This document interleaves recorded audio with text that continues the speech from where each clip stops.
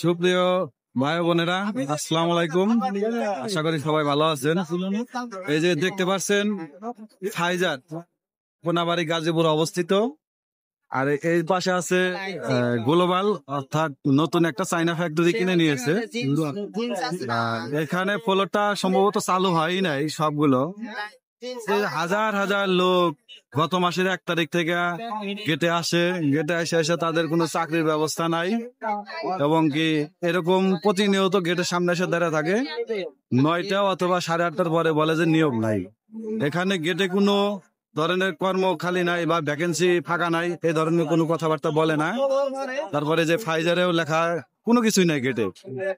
এইভাবে যদি চাকরিহীন মানুষকে হয়রানি করে, যদি নিয়োগ না থাকে তাহলে তো সরাসরি বলতে পারতো যে নিয়োগ নাই।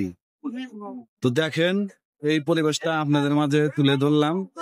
আর এই সম্পর্কে আমার বড় ভাই কিছু বলেন। আসসালামু আলাইকুম ভাই,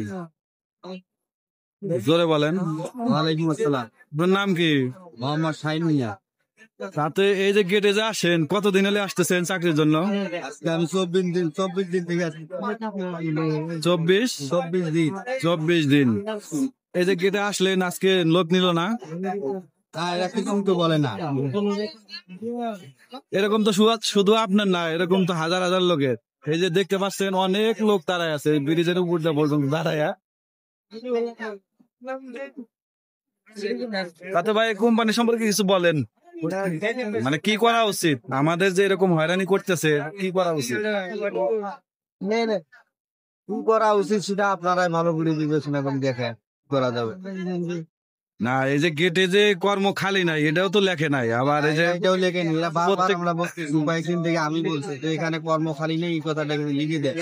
প্রত্যেকদিন যে আসেন, আসে আবার 9টা বা 8:30টার দিকে যে চলে যান, এটা তো নিজের কাছেও খারাপ লাগে ভাই। একদিন হয়তো একটা জিনিস আমি বলি, আপনি যদি এখানে একটা গেটে আসেন তাহলে কিন্তু সেই দিনটা কিন্তু আর অন্য কোনো গেটে যাওয়া যায় না।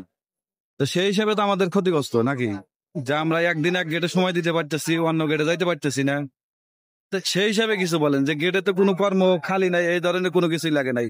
এই যে গ্লোবাল আছে, তারপরে যে ফাইজার আছে, এগুলাতে তো কোনো লেখালেখি নাই। তো এটার সুব্যবস্থা করার জন্য কিছু বলে। আচ্ছা ভাই, ধন্যবাদ আপনাকে, যতটুকু বলতে পারছেন অনেক ধন্যবাদ।